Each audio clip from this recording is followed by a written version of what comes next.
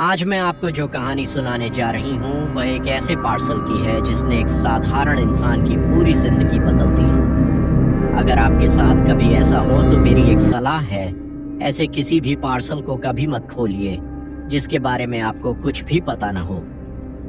रोहन दिल्ली में अकेला रहता था। वह घर से ही वीडियो एडिटिंग का काम करता था। उसकी जिंदगी बिल्कुल सामान्य थी।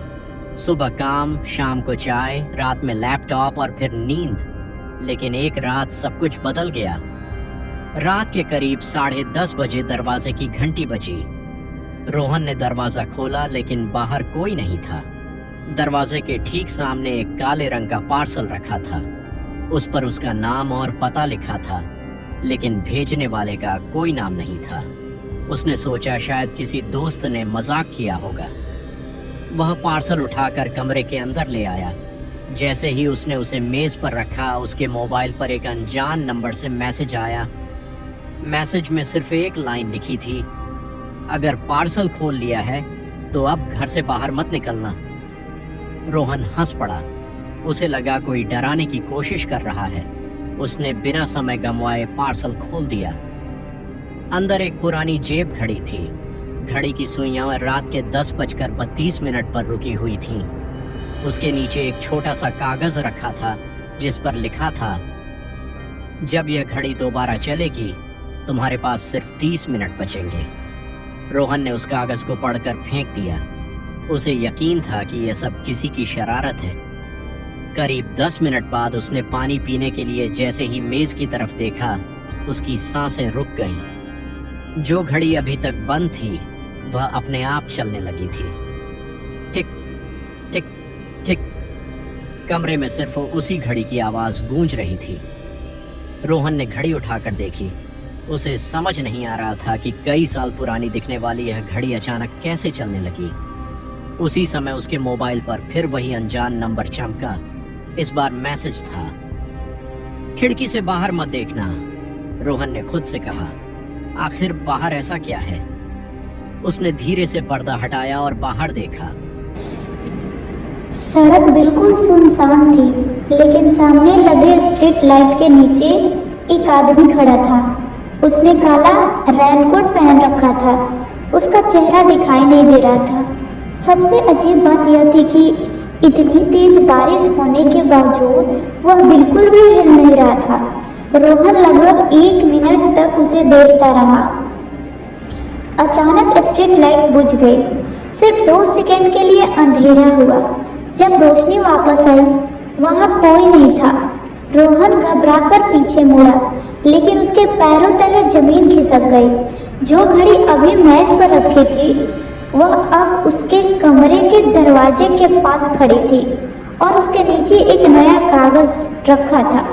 उस पर सिर्फ एक लाइन लिखी थी, पहली चेतावनी तुमने नहीं मानी, अब दूसरी शुरू होती है। रोहन कुछ सेकंड तक वहीं खड़ा रहा। उसे पूरा यकीन था कि अभी कुछ देर पहले घड़ी मेज पर ही रखी थी। आखिर वो दरवाजा तक पहुंची कैसे? उसने कांपते हुए हाथों से वो कागज उठाया। उस पर लिखी लाइन को उसने दोबारा पढ़ा, पहली चेतावनी तुमने नहीं मानी, अब दूसरी शुरू होती है।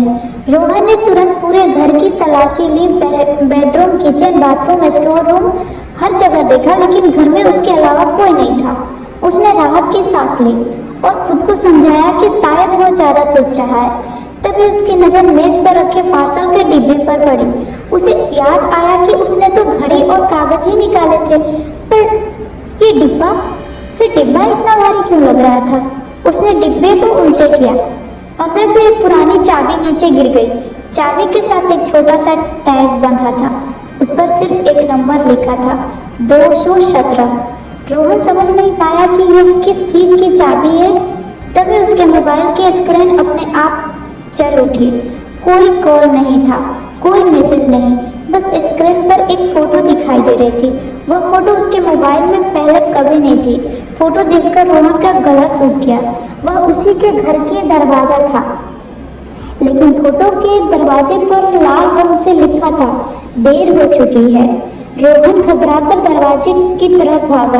उसने दरवाजा खोला, बाहर कोई नहीं था, लेकिन फर्श पर गीले पैरों के निशान बने हुए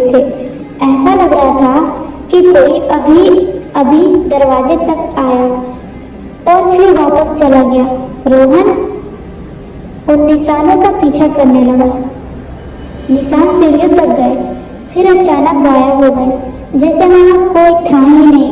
रोहन वापस कमरे में लौटा। कमरे का दरवाजा खुला हुआ था, जबकि जाते समय उसने उसे बंद किया था। उसका दिल तेजी से धड़कने लगा और धीरे धीरे कमरे के अंदर गया। कमरे में सब कुछ वैसा ही था, लेकिन एक चीज बदल चुकी थी। दीवार पर लगी घड़ी जो कई महीनों से बंद थी, अब चल रही थी और समय दिख रही थी। 10:32। यही वह समय था जो उस रहस्यमयी पॉकेट घड़ी में भी था। उसी पर कमरे की सारी लाइटें एक साथ बंद हो गई। पूरा घर अंधेरे में डूब गया। सिर्फ पॉकेट घड़ी की टिक टिक सुनाई दे रही थी। रोहन ने मोबाइल की टॉर्च जलाई। टॉर्च की रोशनी जैसे ही कमरे के कोने में पहुंची, वहां कोई खड़ा था।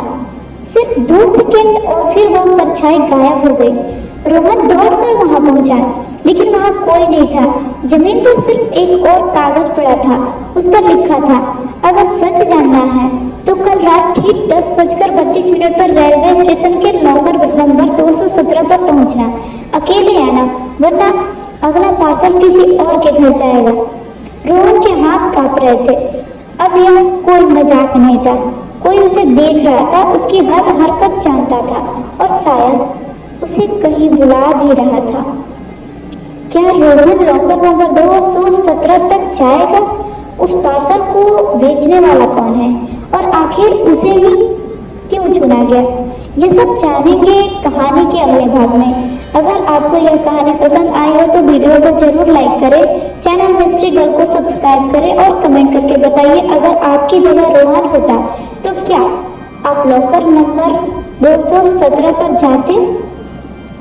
अगले भाग में कहानी का सबसे बड़ा रहस्य खुलने वाला है, इसीलिए जुड़े रहिएगा और मिलते हैं हम अगली कहानी की ओर।